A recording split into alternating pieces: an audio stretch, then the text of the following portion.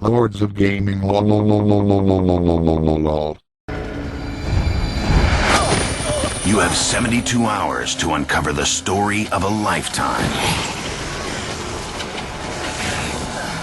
The only way to survive is to grab whatever you can get your hands on.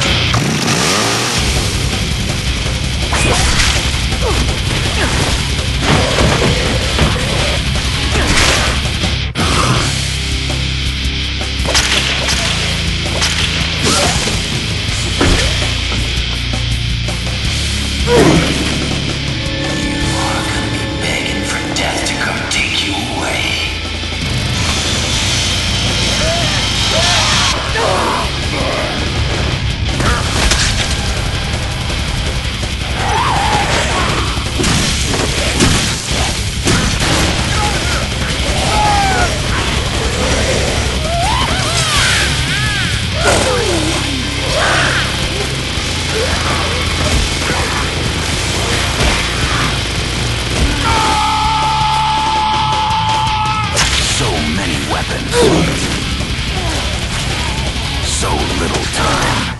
Chop. Till you drop. Dead Rising for the Xbox 360. Hi, my name is Spidey. And this is Jigsaw. And welcome to the dual video game review show, L.O.G, or better known as Lords of Gaming. And today, in this entry, we will be reviewing Dead Rising for the Xbox 360. And Wii. If you want to count Wii, you know. If you want to count it, I mean, I played the Wii version. The Wii version, I'm just gonna say 360 because it's the only really good version. Exactly, and no hate on the Wii too, because I own a Wii and I love it.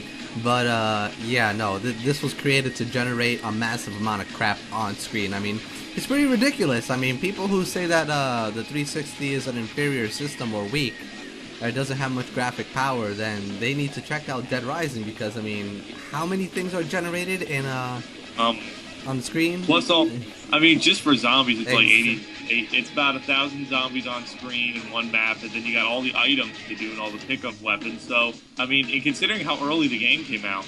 Exactly, during the 360's infancy. I mean, what, a year or two after it came out? Not even that. It was one of the original, like, 12 launch titles, I think. I'm not sure about that, but I'll take your word for it. So, sir, first impressions. I liked the game. I thought it was a great game and had a, it was like one of those games, like, it's not, I'm not going to get in depth with it, but it's one of those games, like, if I just need to kill, like, a half an hour, I'm going to put this game in and just mindlessly slaughter zombies. What was your thought on it? What was your first impression? Well, it's funny that you say that you could just mindlessly slaughter zombies, because that's what I try to do, because I don't know, a serial killer in the video game world, right? So I take great pleasure in these type of things. But the problem is that, yeah, the game gives you this, like, massively open world to be a sadistic fuck, and then it kind of, like, punishes you, because you have this cell phone and you constantly keep getting called to do a mission, or the thing is timed, then it'll automatically start an event regardless of what you're doing, right? And some say, alright, that's fine for the story, okay, because it plays through 24 hours, right? You're in the mall for a full day, right? Or 2 or 3 days. But it's not just a phone call. It's not like a phone call. It's a relentless phone call. Yes, this guy will not hang up on you until you answer your radio. Like the stalker from hell. He just does not leave you the fuck alone. Who has that much time in the apocalypse? Even if you pick up the phone, let him go through it and hang up halfway through it by accident, he will call you back. Over and over. That will be the scariest thing in that game. That haunting noise that will never ever stop.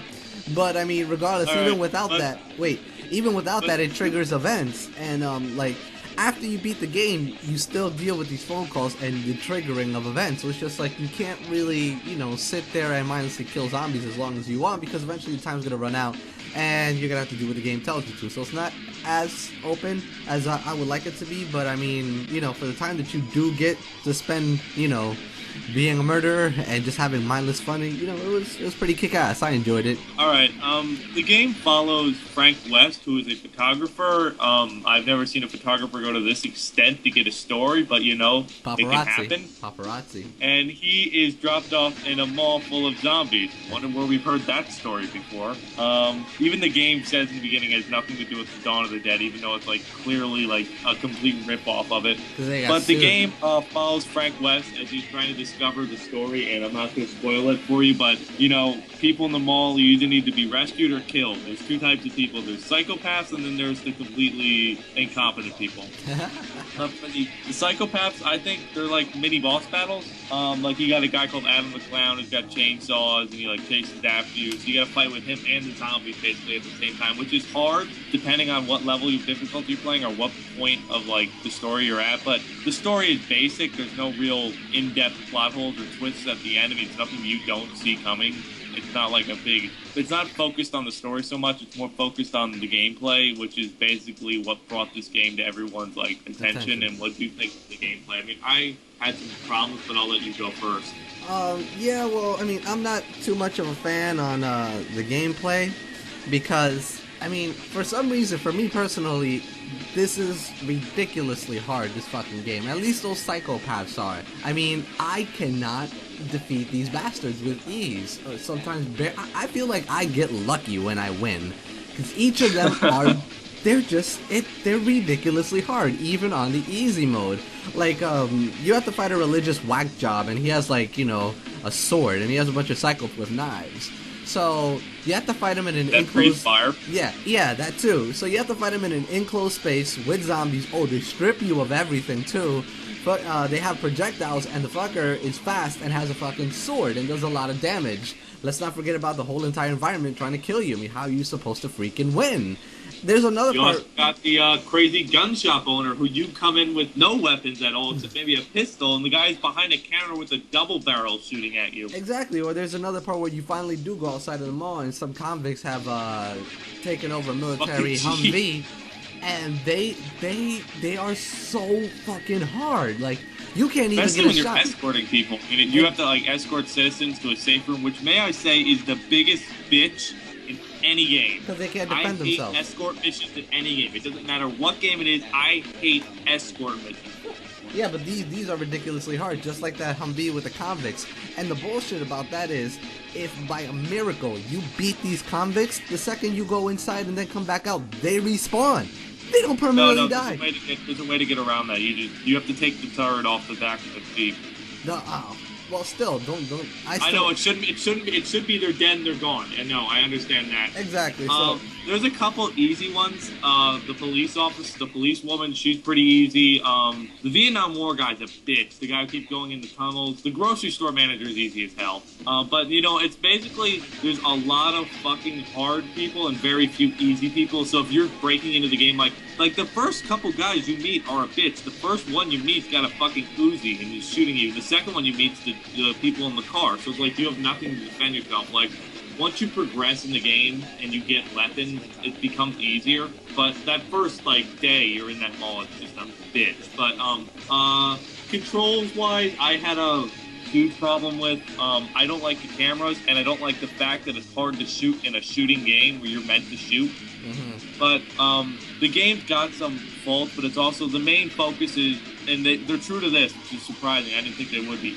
Almost anything in the mall you can use as a weapon. Pretty as much. Effective as it may be, it's fun for what the 3 days you have in the level. Because it has nothing going for itself other than that. The ability to mix, match, and take whatever you want and create carnage. That's the basic concept of this game. Because The deaths are beautiful. The deaths of the zombies are beautiful.